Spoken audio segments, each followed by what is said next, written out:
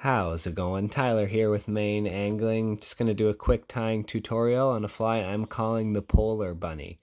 It's a very simple one and it's designed to fish inverted. I like that for swinging in rivers and in lakes. You're less likely to catch up on bottom or any obstacle you might not be able to see. All you need for this pattern is some polar chenille or some veil chenille and some rabbit strips in whatever colors you want, and you'll see some different color combinations at the end there.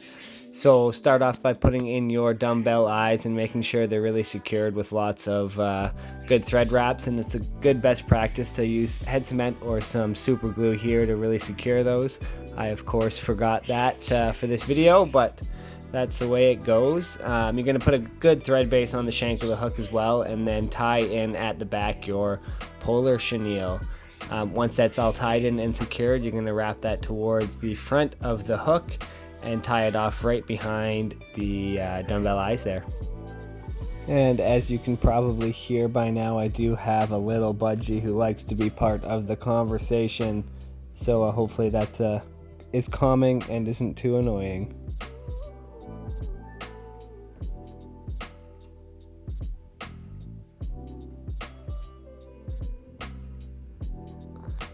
Once that's all tied off and secure, there is one more material I forgot to mention, which is just some dubbing. So here I often use just offcuts of rabbit strip, or another good option if you want to make it look sort of like an egg sucking leech pattern is to use some crystal dubbing, and you're going to wrap around the eyes there and build up a little bit of a head. And now comes the fun part, which is putting on the rabbit strip. So you want to find the center of the strip there and just poke it through. It's a lot easier if your barbs are squeezed, which they should be anyways. And you're going to try and line it up so the rabbit strip is the same length to just the front of the hook there. This is also a lot easier if you use a flat eye instead of a downturned eye hook, which I just didn't have on me by hand. Otherwise, you have to be a little bit more finicky about placement of the rabbit strip and length of the rabbit strip. But basically all you're going to do is get it in there, secure it, and try and make a nice pretty head on it, then whip finish it.